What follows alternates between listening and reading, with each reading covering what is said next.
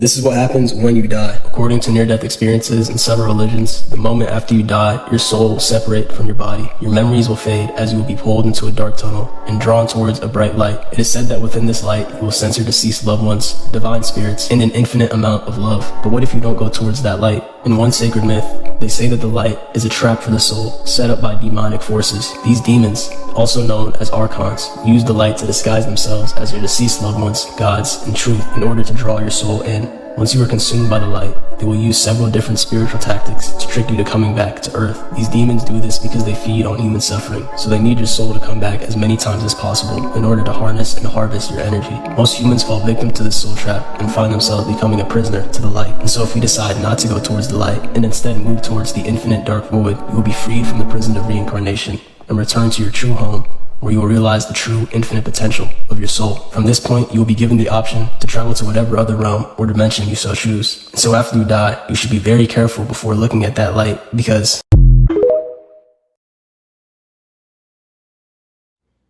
this is beautiful New York in 1910, and you're gonna see again what I showed you in previous videos, a scene playing out. Just take a look at the people in the backgrounds.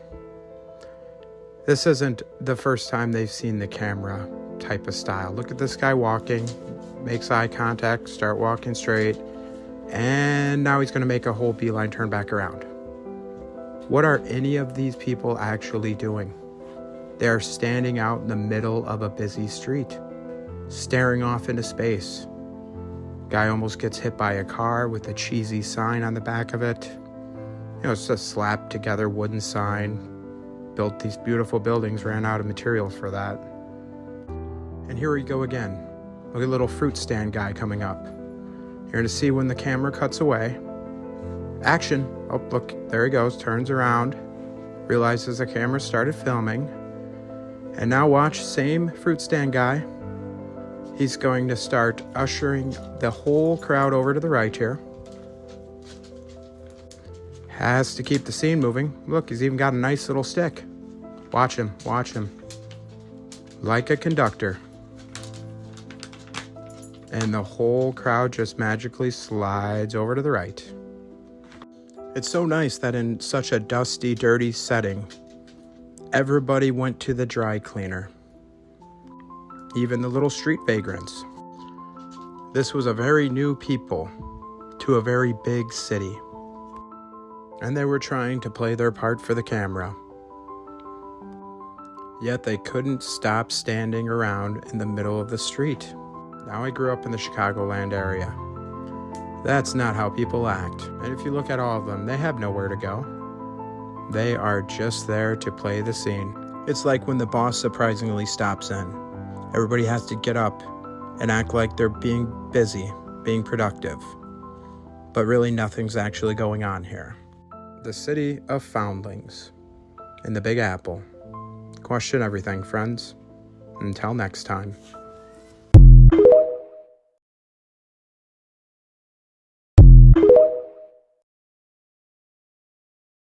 Moses is not the real name. That's the made-up name. It really was Pharaoh Akhenaten, who was ushering in monotheism in Egypt while he was a pharaoh, worshiping Amen-Ra, the great Amen. Amen-Ra was one of these Anunnaki people, said, look, from now on there'll be no other God but me. That made it into the Bible. When you say thanks, you say thanks to me, you say amen. That made it into the Bible. Teach the people only to worship me, not any of my other relatives. I'm the only one and true God. They kicked him out of Egypt. They kicked the Pharaoh out of Egypt, and he fled with his new followers. They crossed the Sea of Reeds, not the Red Sea, which they tell you in the Bible. Nobody ever crossed the Red Sea. It's a mistranslation by accident on purpose. They crossed a much smaller, much easier to cross sea. People realized the information that they had been brought up learning is actually severely inaccurate, and that the information is based on plagiarized tablets between Islam and Christianity and Buddhism and all these other religions that have taken from the same tablets. And the real stories are in the tablets. A full unedited, undoctored, and change these words around here and there, you know, that's not done in the tablets. The tablets, what it says. When you come to the Bible, all of a sudden you get to a lot of texts like Jesus saying, honor your slave master as you would honor me. Do you think that just guy would really say something like that if he's all this light and he's a light being and he's all about love and salvation, and then he's telling you now, no, you better obey that slave master? Come on, that's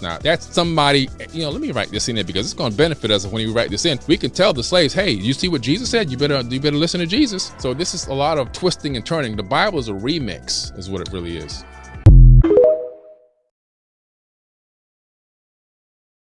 It's shocking. It renders one speechless. Defense attorney Carmela Caramagno says she's shocked, saddened, and outraged at the text messages 17 Antioch police officers exchanged with one another while investigating her client and 3 other defendants. We obtained 14 pages of the text in which officers express excitement about shooting rubber bullets in the days leading up to the takedown of 4 murder suspects. Bro, I can't wait to 40 all of them, says one, referring to firing less lethal ammunition. During the stakeout of the suspects, Officer Eric Rumbaugh texted, so many black people. Officer Jonathan Adams replied, bro, they all look the same. Rumbaugh responded, tell me about it. I feel like I'm at the zoo. In another exchange, as the officers observed the suspects eating, Rumbaugh texted, I bet it's chicken. Adams replied, could be ribs. Rumbaugh texted back, for sure watermelon and Kool-Aid. After the arrest, officers shared photos of 2 of the suspects' injuries, photos taken of them in the hospital. I field goal kicked his head, texted Rumbaugh. I tried to knock him unconscious, and he got muzzle thumped 6 times before he gave us his hands. An unnamed person texted back, glad you're having fun, babe. The behavior of the officers is indescribable. Laughing about injuring them, planning to injure them, taking pictures of my client's naked body as he lay in a hospital bed after they did injure him. One of the officers even texted a photo of a football referee. Officer Rumbaugh texted, bro, my foot hurts, LOL. Officer Adams responded, did you kick the guy? Rumbaugh replied, yep, like a effing field goal. The aunt of one of the suspects targeted in the text says this kind of behavior has been swept under the rug for far too long. For as the officers, you don't go around doing dirty and think that dirt can't come back your way. Clearly, none of them belong in law enforcement. None of them should have that kind of power over another human being because they lacked the basic humanity that one would expect of a stranger on the street, let alone, a law enforcement officer. So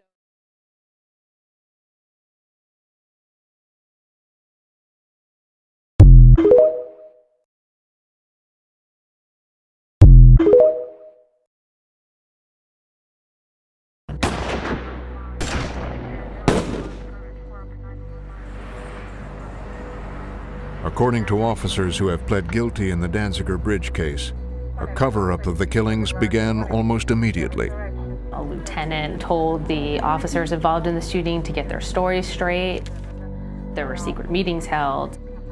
One man is accused of getting a gun from his house and filing into the court record as being a gun that was used by civilians on the bridge that day. A court document called a bill of information says the planted gun was referred to by the detective as a ham sandwich. Every cop that I knew carried a ham sandwich. Every cop that I knew carried a ham sandwich. A ham sandwich is a clean gun that they would take and put it in like an old pair of jeans or breeches or whatever you want to call it. And they'd let it sit there and get some lint on it.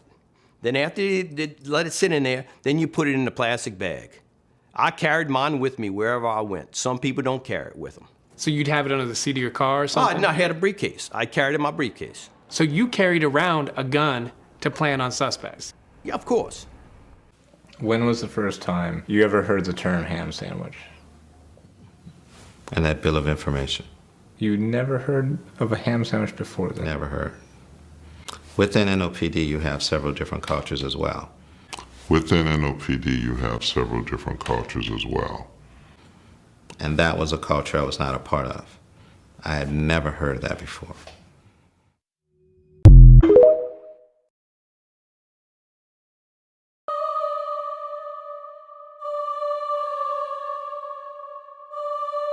When Aaliyah died for a wrongful death, he got paid $90 million for her death. Am I supposed to say that on TV? Sue me, I ain't got nothing.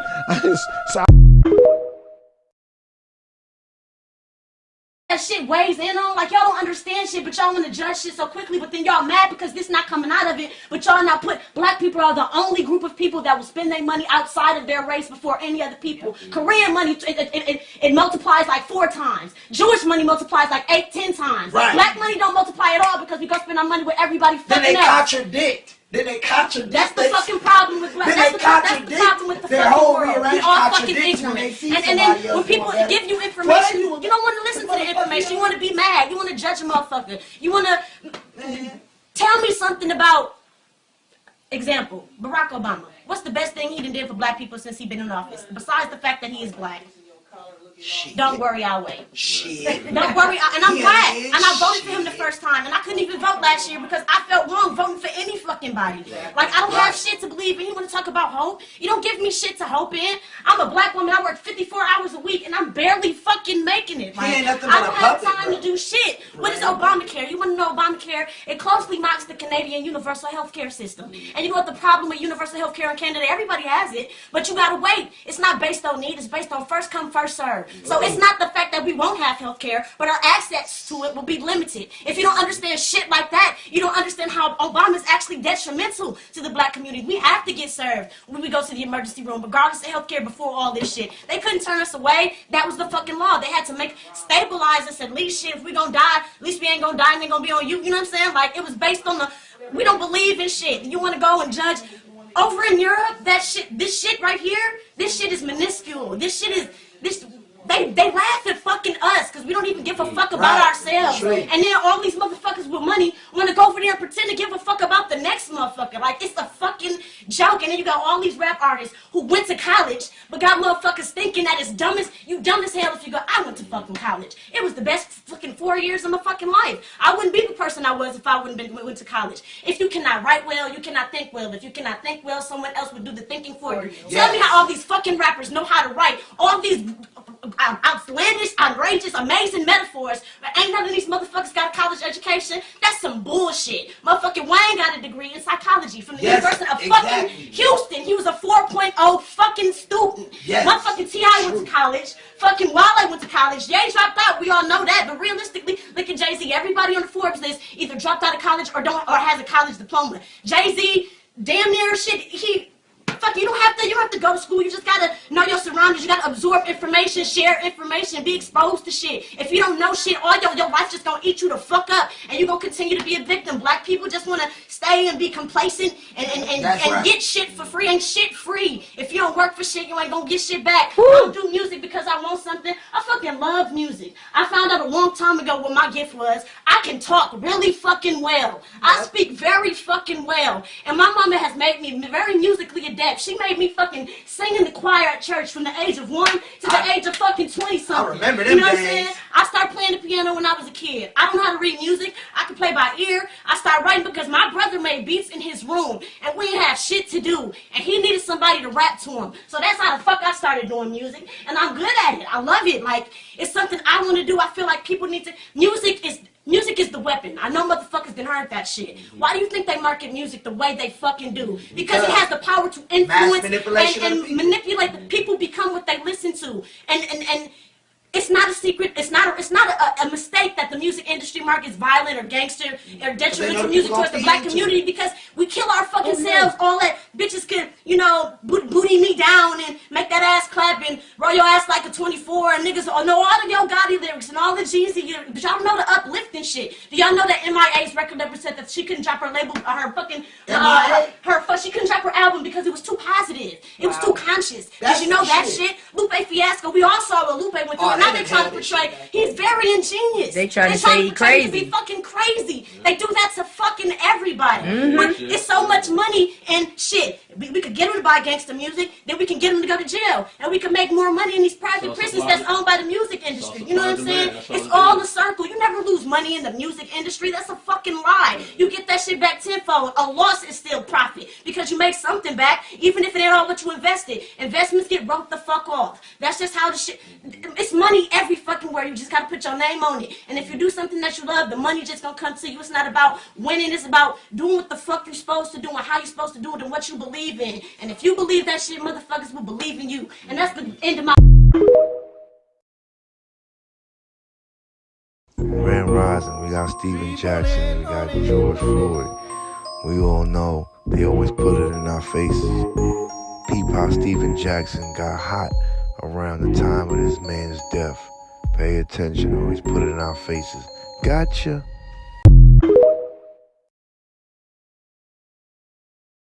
Cultists. They referred to the police and military only according to these two terms. They called them our dogs and our pets. Nothing else, no other term was ever used. I never heard them say the word police, ever. Ever. They called them our dogs. And for a long time, I had no idea what the hell they were talking about. It was like, I'm like, what are these people talking about? Our dogs? What dogs? And then I finally made the connection. Whoa, they're talking about the police. They call the police their dogs. And it's not like, yo dog, you know, you're my boy. It's not street lingo.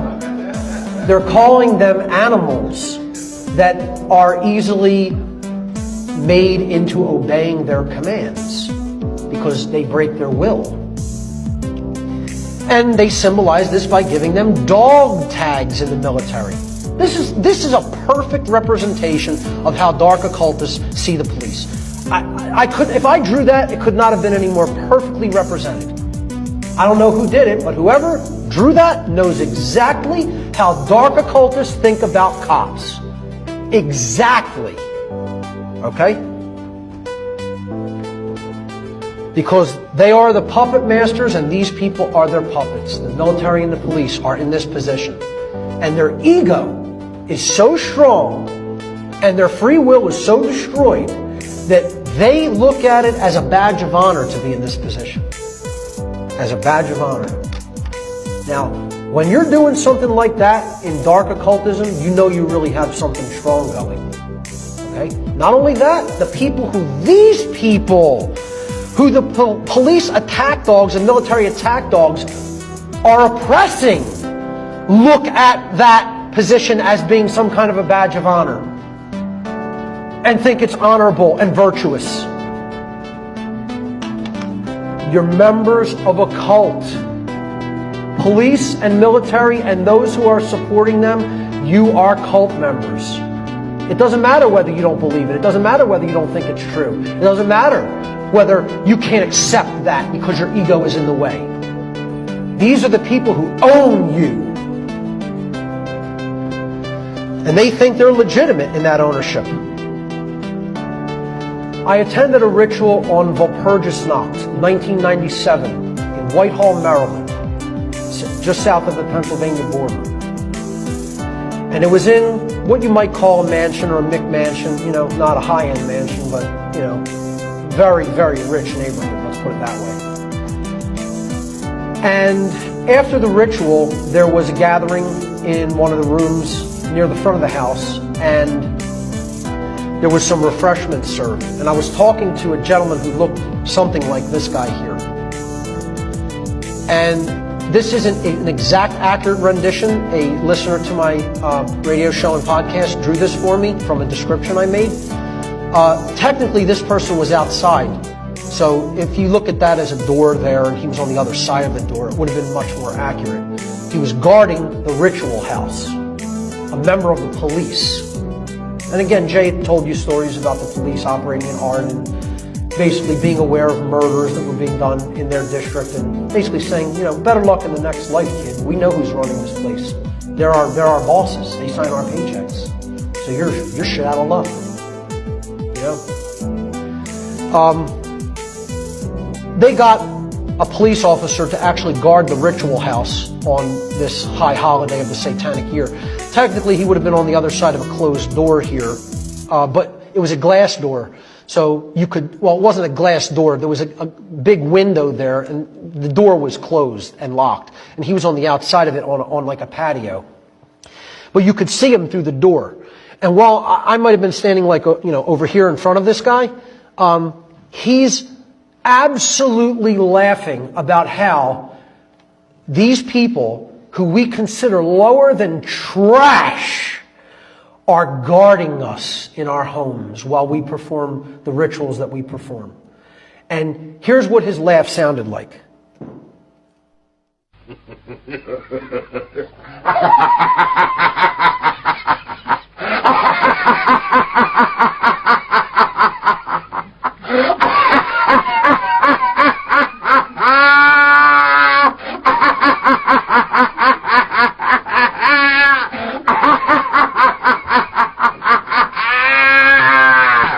Almost identical.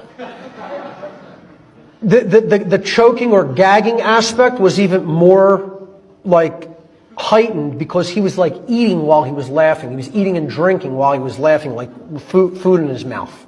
Okay, like a gluttonous slob. And I'm telling you, that cackle or that force, like you can't even draw, you're laughing so hard you can barely draw another breath in. That's what it sounded like. Okay? This is what these people think of the police. And you know what? Can't say I blame them. I think about them the same way. They're that big of a joke. You would enslave your own kind. What bigger kind of a joke is there? What kind of lower form of life is there than that? You deserve to be laughed at like that. It is painful to actually state and know the obvious. My daughter was the only black child in that competition. She stood out well. There was no excuse for what happened. She felt very upset about what happened.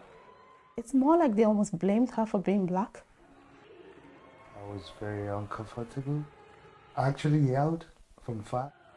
When I got back home, we saw the video and all of that. It was like, did it really happen? I couldn't really believe that did happen.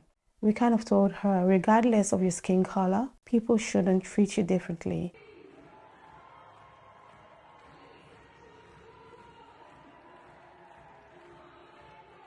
People for a very with time, don't forget about it. Painful to see that you have to beg for an apology later. They only sent us an apology because the world wanted them to, because we cried for so long.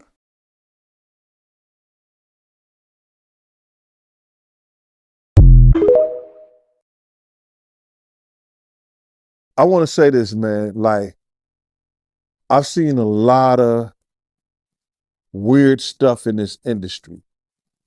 And I've seen some things that you would be like, yo, Gene, nah, I don't believe that. I've heard some things and you'll be saying, and it actually came true. And when I say I wasn't the only one that heard it, and I wasn't the only one who saw it, but I'm the only one that's talking about it. Puff is in the situation he's in right now because he had what we call a self-fulfilling prophecy.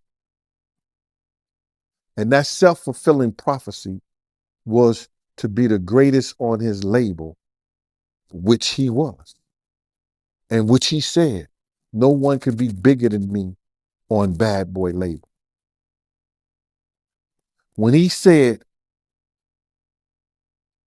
and for the sake of the internet, I'm not going to use profanity. I don't give a F if Pac gotta die, Big gotta die, or Suge Knight go to jail. When he said that, that was a self-fulfilling prophecy. Say it in thy mouth, believe it in thy heart, and it shall happen. And it happened. I've seen people pray over him, do sacrilegious things, and He goes to throw a dove and the dove fall down to the ground. And I look at this and I say to myself, this shit is bigger than, this shit is crazy. I'm saying this to say that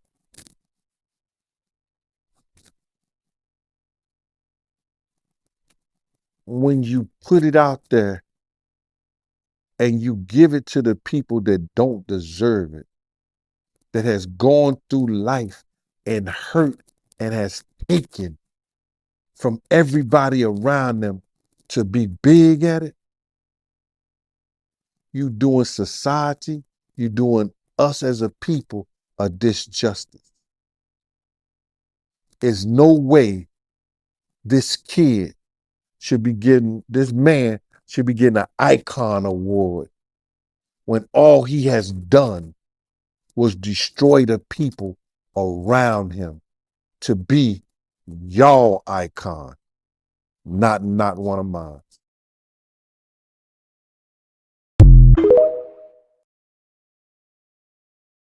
You know, our kids get out of school in the summer, and you think, okay, why always the summertime? Well, there's a reason for that.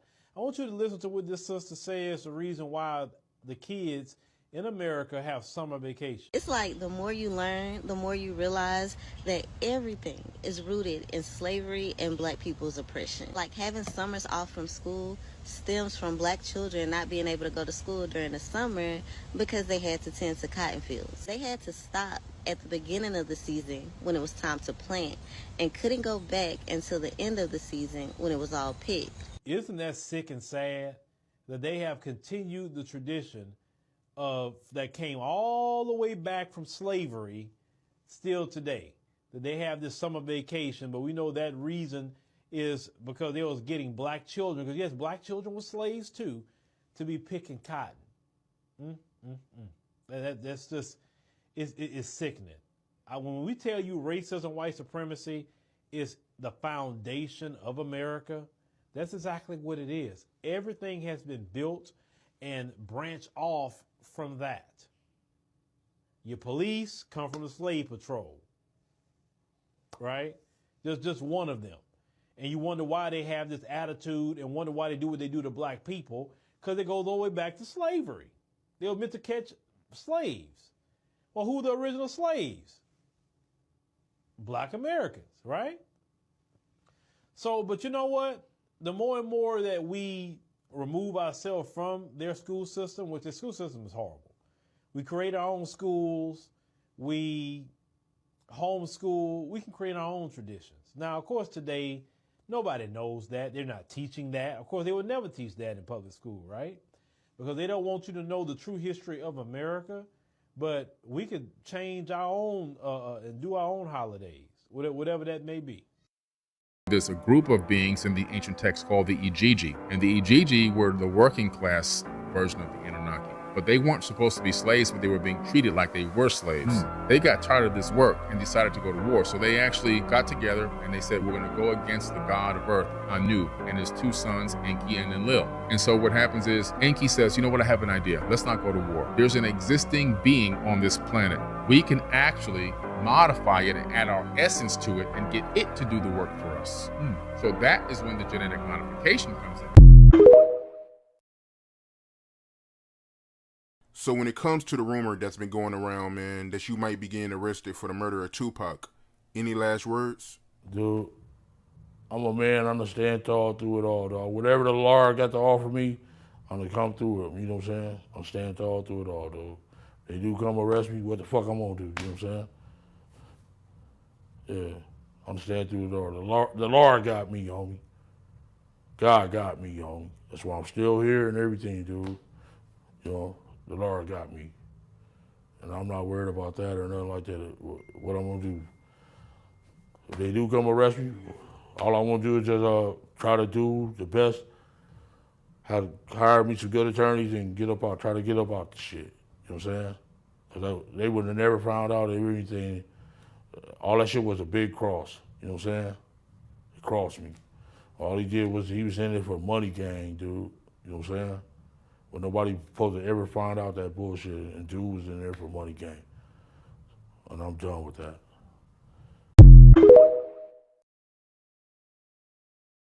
I shot up the BMW that Suge Knight used Tupac as a shield. That ain't true neither, man. That ain't true. It's not? Nah.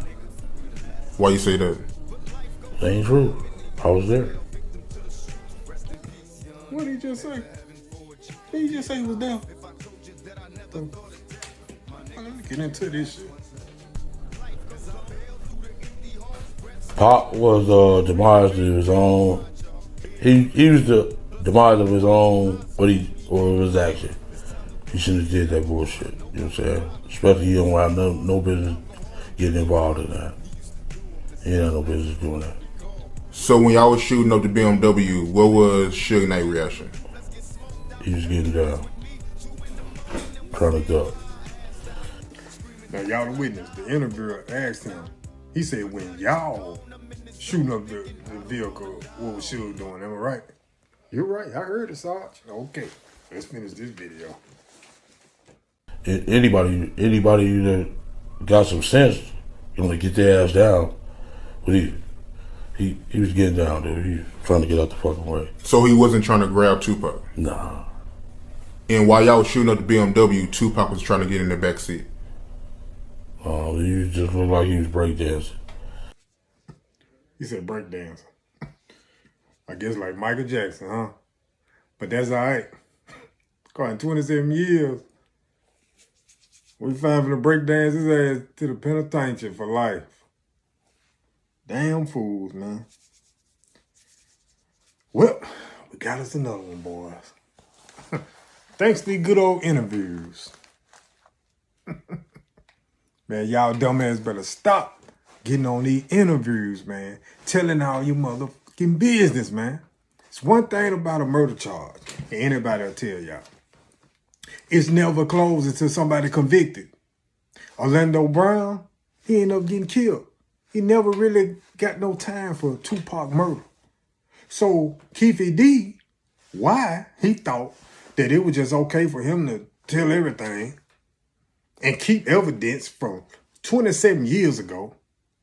Now at 60 years old, this man finna spend the rest of his life in prison. For what? Hey man, youngsters out there, be smarter, man. Be smarter, man. Them folks, the real folks, see, I'm bullshitting folks, but the real folks out there, these folks, they watching y'all, man. Quit doing that shit on them on them interviews trying to be tough, man. If that shit, you ain't never been charged for that shit and convicted and did time for that shit, man, stop talking about it, man. 27 years later, man, life gone. Hope y'all wake up one day, man. I'm gone, man. Y'all be safe out there.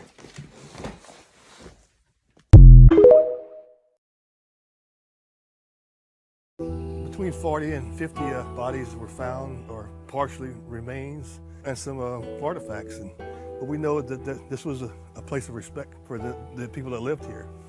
The burials in this 30-foot-high mound began at the same time that Christ was born, a half-world away, 2,000 years ago. There are clearly some very interesting alignments. When scientists mapped the alignments of the mounds, they found a perfect north-south and east-west orientation. The sun's going to set down into X.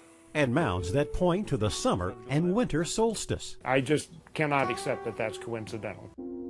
Indian burial mound.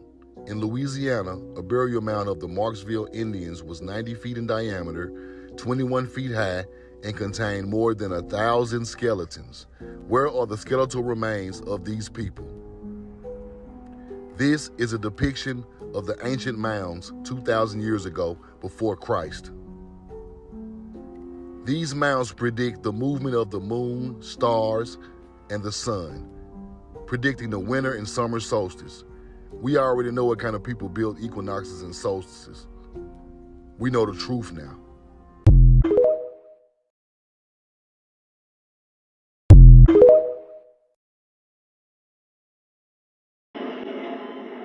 Crash team to ICU West. All members of crash team report immediately for opposing Tennessee West.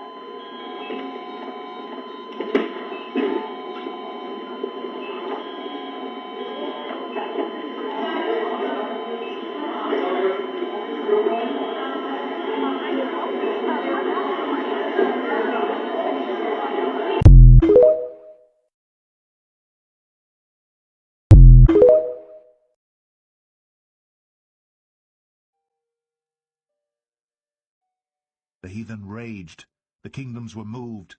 He uttered his voice, the earth melted. The true location of the land of Judah, continuing my series on the possibility that biblical history happened in the Americas. Today we're going to be talking about the real location of the land of Judah. Now, what makes the tribe of Judah so important in the Bible? The tribe of Judah became the most powerful and most important tribe. Not only did it produce the great kings David and Solomon, but also it was prophesied that the Messiah would come from among its members. The kingdom of Judah was in Utah. The best-selling book When Rocks Cry Out by Horace Butler has already demonstrated that Peru was Jerusalem and that the kingdom of Judah is in Utah. How did Mr. Butler prove that the kingdom of Judah was in Utah? Well, he used biblical verses from Deuteronomy chapter 34 verses 1 through 3, which reads as follows.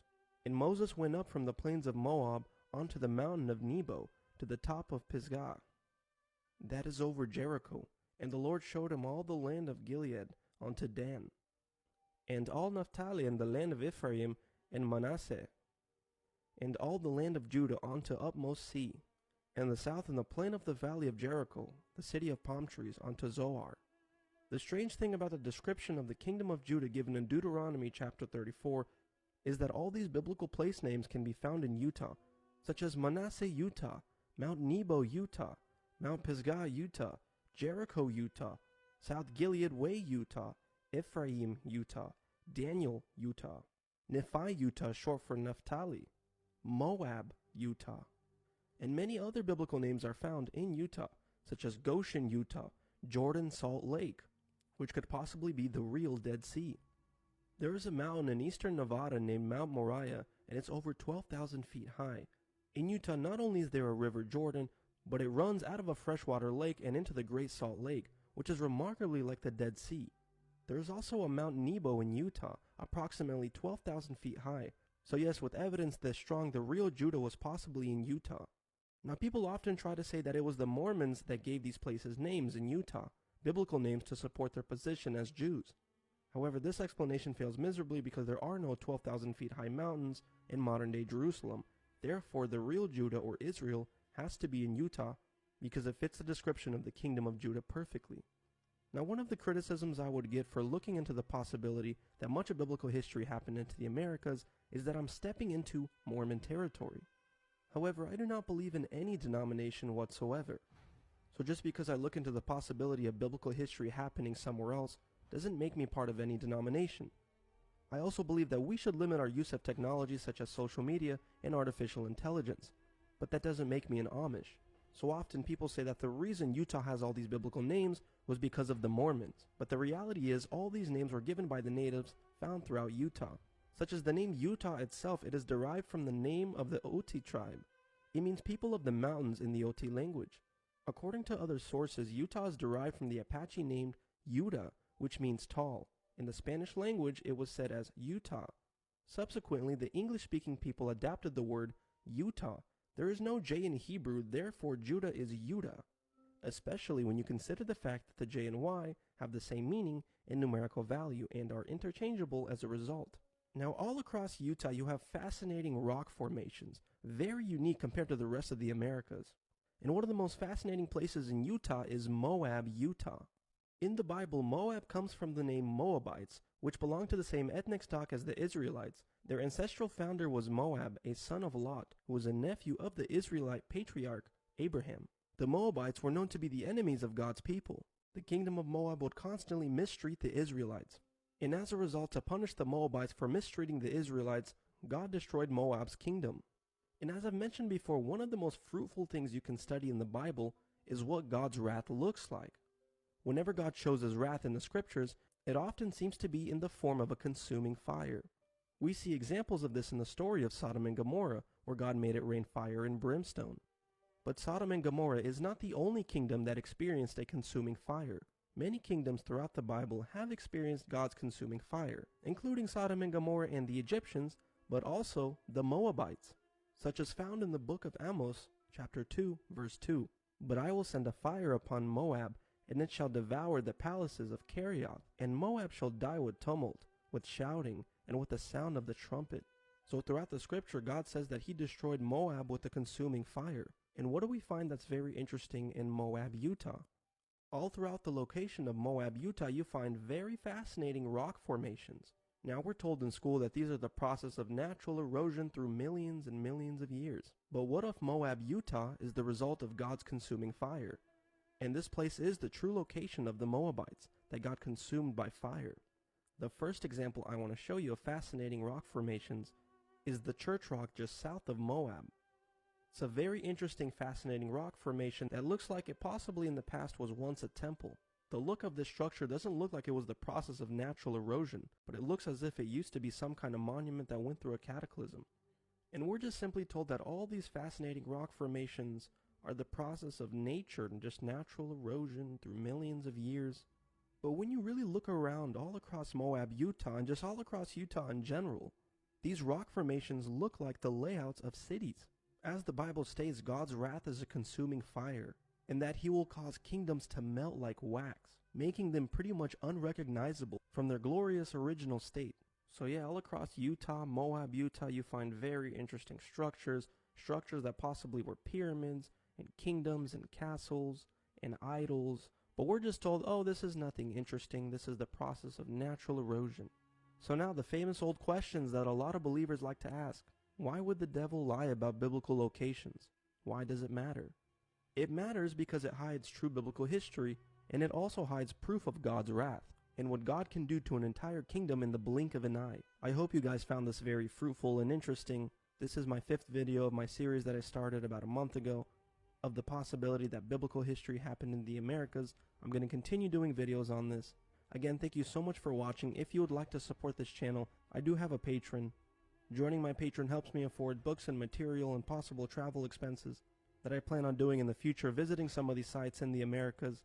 So if you'd like to support, link in bio. Thank you for all the patrons that have joined, and thank you so much to all the people watching. Please like, comment, and share, and please let me know your thoughts in the comment section below. Thank you so much for watching, and we are out.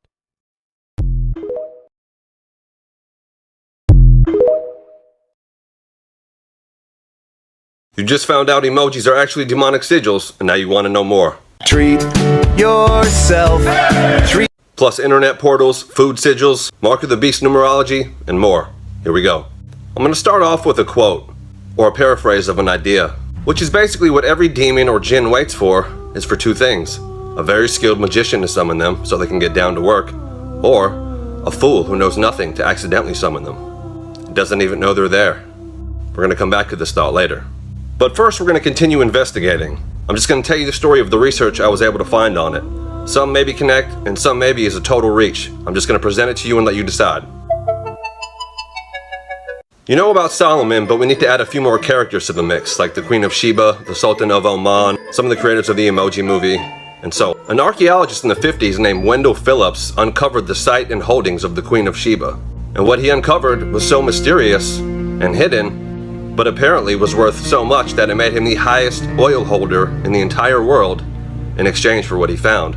And he became the second Westerner at the time to be an honorary tribal sheik. So obviously what he found was very valuable and held him in great regard. Now introducing another character into the mix, the Queen of Sheba. It was well known the relationship she had with King Solomon and how much he liked her and wanted to impress her. Imagine being so wise but being egged on in a Delilah-like manner to reveal secrets, to be even more knowledgeable than the Queen of Sheba. Solomon would have definitely shared these sigils and seals with her and his ability to control these spirits. So again, this is where some speculation comes in, that she took this home with her to Sheba, and this was part of what was uncovered in the archaeological expedition of Sheba and the Queen of Sheba's holdings, that Wendell Phillips sold to the Omani government for all the riches and fame. Which the same year, the Omani government then joins the Unicode Consortium, is the same year that the 72 emojis that match the demon sigils were released. What's very interesting about all this is that the Queen of Sheba sent a payment of $666 talents of gold every year to King Solomon. We're going to come back to that number later. But this idea of 666 having to do with some sort of mark in the story I'm telling you now and in Revelation. Let's jump into some interesting numerology for the moment. 72, like the seals, is also believed to be the Tetragrammaton, the true name of God, consisting of 72 utterances. There's also believed to have 72 angel symbols. And when you combine the 72 and 72, you get 144, which this whole number of 144 and 144K coming up in the Bible, well, that's a whole other storyline. And it fits in with this whole idea of humans replacing fallen angels in the storyline of God, which is kind of what the 144,000 is in Revelation. It's a chosen group of humans that take a holy place that angels would have taken. Now, aside from the number 72 being linked to other things like Pharaoh and even Star Trek references to 72 beings that rule the world, we're going to move into the emojis that immediately follow the 72. Check out this picture. First 3 of death, the next 2 of a spirit, the last one of a soulless automaton robot, a 3-2-1 occult countdown, and the final state of humanity, the soulless automaton robot, for them to now interface through. Now, back to the Omani government and other interesting things. Saudi Arabia lifted its 35-year movie ban for the Emoji Movie when it came out. You know, the government that possibly got the seals, that definitely were on the Unicode consortium that released the 72 Demon Sigil seals, who now lifted the ban for the Emoji Movie. Which, if you look at some of the writers on the Emoji Movie, it's interesting. There was a demonologist who was also very proficient and into this stuff. And someone also who bought the house from the movie The Antichrist, who was also into these kinds of things. And you have this whole storyline of this devil character in the Emoji Movie. And other themes, such as teaching of hieroglyphics in ancient mystery schools, themes of being glitched and trying to be fixed, which is basically the state demons are in now. Emoji switching identities at the end.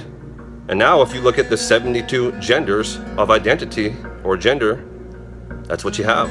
Think of the worldwide use of things like now the internet, phones, and emojis. Could this be an attempt to gain access or free themselves or be summoned through the emoji demon sigils? Take a look at this picture for a minute. Notice that one of the powers of one of these demons is to inhabit crystal, just like the one in your phone. Technology of all kinds that I've covered crystals and technology. And I've covered what technology is and the link between technology and the spiritual realm. And the more we go on, the more we're seeing the merging of the two, because since the beginning they were one when they were taught to men. Enoch covers this, and this technology has always been around. One of my wise commenters also pointed out, and I'll let you decide if it's true, how this Tree of Life Kabbalah picture looks kind of like the design for the phone, with the keypad and the home screen. This is how something can appear totally innocent and remain totally hidden in plain sight, which is part of a way of gaining permission without you knowing that you're giving permission. A way of welcoming them without you knowing you're welcoming them. And honestly, I don't think anybody really knows the full effects that any of this is having. But I will just say, look at the world as a whole in the past couple years. Or even since this happened in 2016. Do you see a difference in the world? Do you see an uprising in witchcraft? Is Christianity now becoming the most persecuted religion in the world? Are just things changing and getting crazy in general? Are the world leaders totally unocculting and just revealing themselves as villains, plain as day in our sight?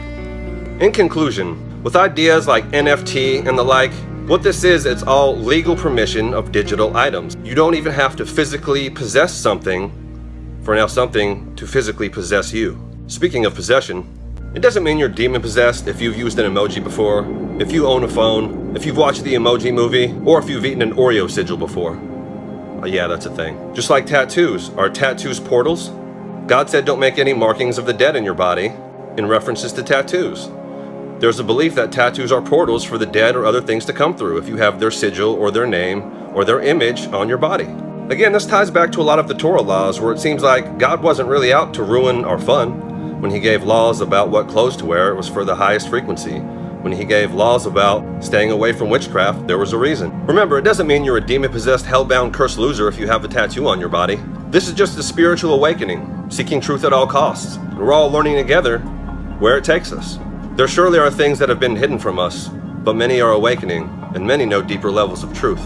Will you follow the truth wherever it takes you? The more we unbrainwash, we see how deep the matrix really goes. Which by conclusion must mean that you're very important, and this knowledge is very important, or there wouldn't be such lengths to hide it from you, or to secretively and manipulatively control gain access, or try to gain powers.